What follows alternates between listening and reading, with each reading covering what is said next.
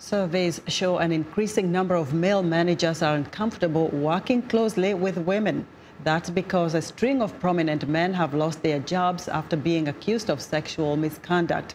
The hashtag #MeToo movement launched 2 years ago this month after accusations against Hollywood producer Harvey Weinstein went public. Since then, people have shared their stories of sexual assault and harassment online.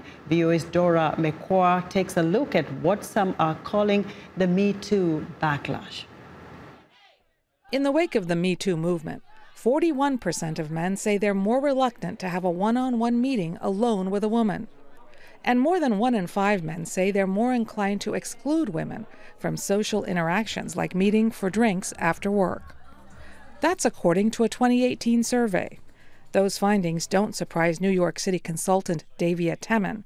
She runs a crisis management firm and maintains an index of high-profile accusations of sexual harassment and abuse. I think there is a #MeToo backlash. I don't think it's serious. I don't think it's lasting. And I think #MeToo is here forever. But there certainly is, because this is incredibly uncomfortable. And of course, change isn't comfortable. Change isn't always sought after.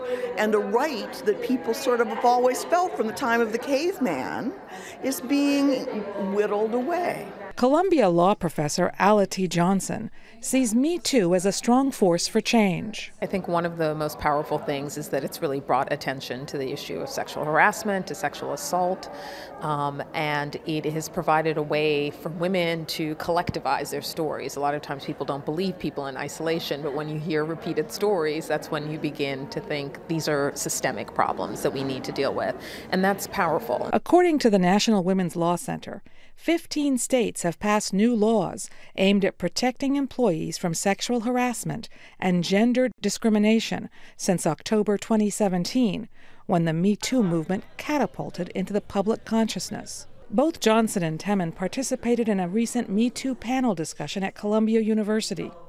They were joined by Shelley Oria, who compiled a collection of #MeToo-related writings into a book. The internet is very strong and powerful, and yet I do find that in most ways it is preparatory in nature. It prepares us for action, that if it doesn't then translate to the physical world, nothing really changes. For laws to change, for the reality in the workplace to change, for women's pay to change, for women's experiences and in the street to change, changes have to happen in the physical world. And that is one of the ways that I think literature can play a part, is that a book lives in the physical world. Retired attorney Robert Ouimet, who attended the discussion, says #MeToo enlightened him as to why some women might have difficulty maintaining long-term law careers.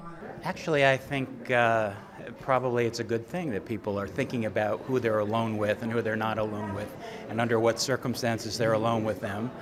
And I actually am, quite amazed by some of the things I hear about. The people being invited, or women being expected to go to hotel rooms and all that. While it's too early to assess the long-term impact of #MeToo, Temin says the movement is like opening a Pandora's box, and there's no closing it. I'm Dora Mekouar, VOA News, New York.